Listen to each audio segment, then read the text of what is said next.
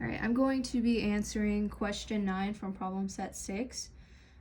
This question is 4 parts and it gives us several variables, so I'm going to go ahead and write down the variables for us. It gives Q1 equals 8.26 nanocoulombs, Q2 equals negative 4.04 nanocoulombs, and Q3 equals 2.68 nanocoulombs. And the question says that these charges are at the corners of an equilateral triangle, which is shown as this.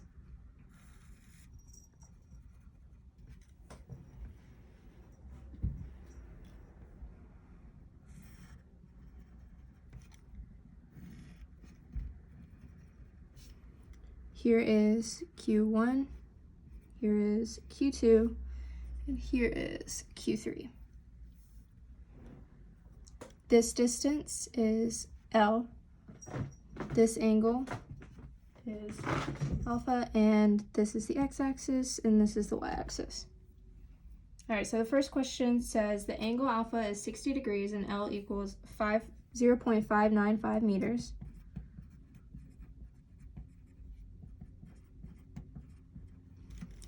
We are interested in the point midway between the charges Q1 and Q2 on the x-axis, which would be right there. The first question says, for starters, calculate the magnitude of the electric field due only to the charge at Q3 at this point. So what we're looking at is the magnitude of this charge onto this point.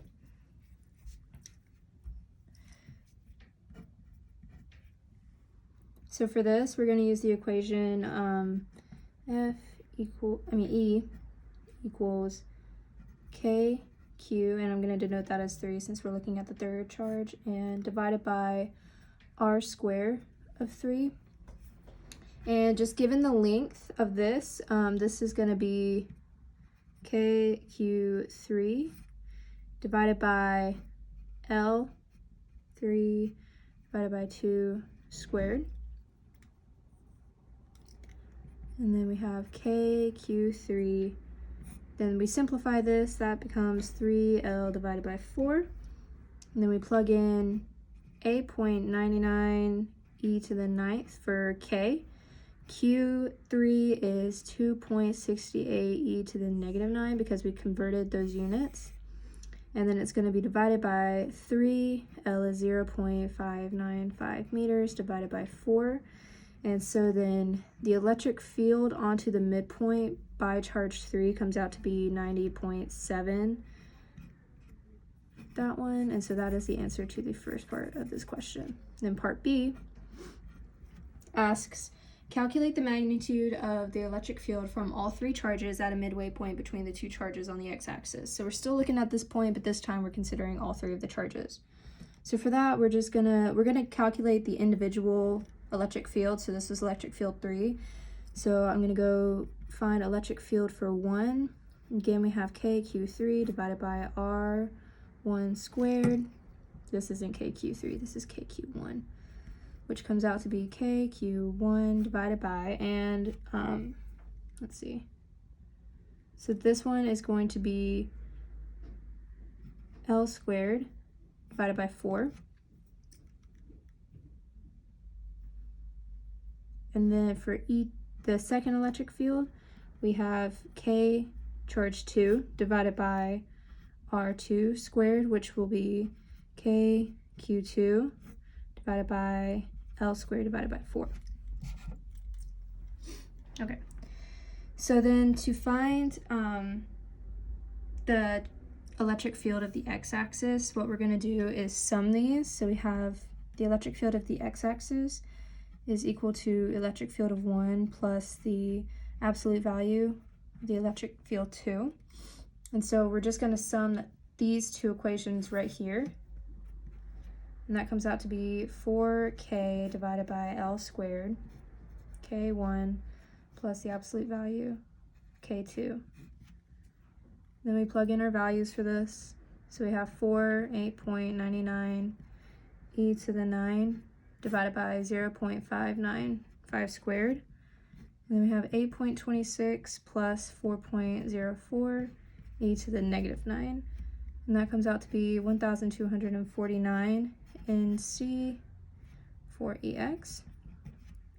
But then it asks us for the total electric field on this point from all three of the charges, and this only considers 1 and 2. So then we just take E total,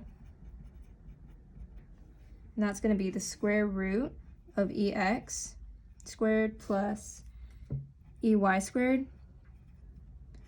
And EY is just equal to E3 since the third charge is the only one that acts in the Y direction.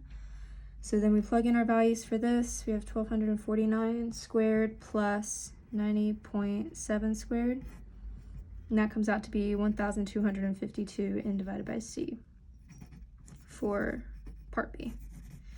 Part C asks us to calculate the angle of the electric field relative to the positive x-axis with positive values up and negative down.